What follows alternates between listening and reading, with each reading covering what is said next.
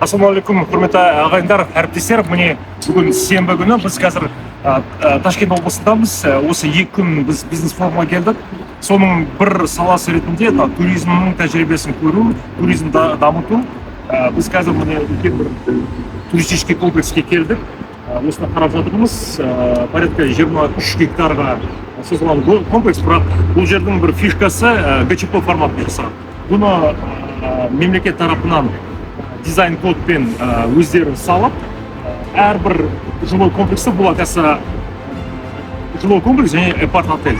Әрқайсысын кейін частный бизнеске сатады екен, сондай форматта салған. То есть мемлекет ақша бөлінді, дизайн кодпен салды. Бұның дизайнын жасаған, оказывается, түрік компаниясы. Соны енді барлығын салып, осы 2 жылдың ішінде бітірген. Соны енді әрқайсысын жилой комплекстің әрбір апарт-отельдердің қазір частный рынокқа сатып жатыр.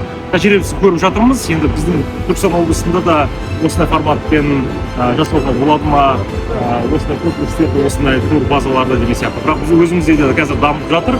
Енді жақсы жақтарын да көріп жатырмыз, кемшіліктерін де қарап жатырмыз. Өзімізде қандай кемшіліктер бар. Енді болашақта мақсатымыз өзіміздің Түркістан облысының туризм сервисі мен осындай үлкен базаларды дамыту. Өміріңіз сәттілік. Пока-пока.